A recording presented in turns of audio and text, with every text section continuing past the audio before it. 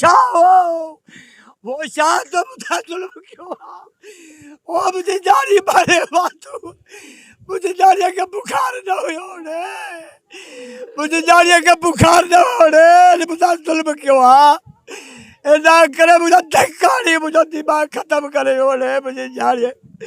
दुनिया में मुझे जानी बहुत थी भाई मुझे कुछ जगी भली ने न बुखार हो मुझी नंढड़ी के साईं बुखार हुयो जंहिं असां कोल साईं खे घुरायासीं छा अॻे डिपार्टमेंट जो आहे उहो जीअं हिते पतो अची त मूंखे चई बाबा चई हिनखे जिन आहे मां चयो साईं हिनखे आहे त बुखार चई न बाबा हिन वटि किताबु वॾो खोलियईं मूंखे चई हिनखे जिन आहे मां चयो हाणे जिन आहे त तव्हां कढो भले पोइ हिनखे लाथईं हेठि विहारे हिनखे वारनि मां वरितईं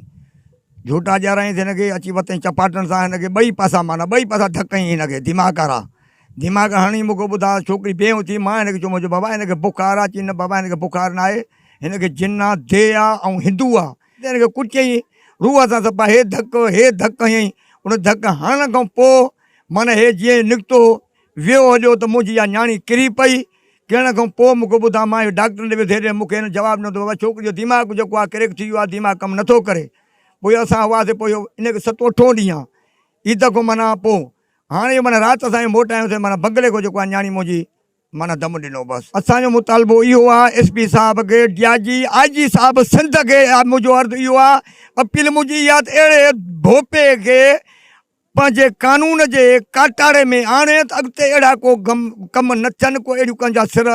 माना इहे न खणे ई जी भेण खे बुखार थियो जी मैं बुखार थियो असां साईं कड़ल साईं खे घुरायो जी मैं असां चयो झाड़ ॿार रखे को फ़र्क़ु पए असांजी न्याणी खे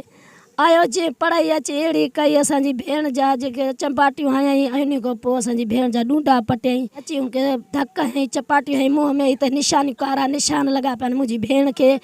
पोइ वरी उन खां पोइ कुटियईं मुंहिंजी नंढड़ी भेण खे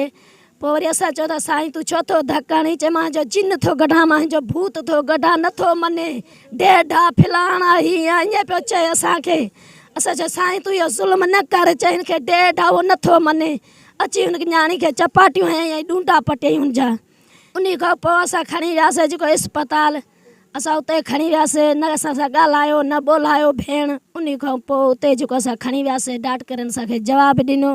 उते पैनल छा खणी पुॻासीं जीअं उते रज़ा करे वई असां सां इंसाफ़ थियो वञे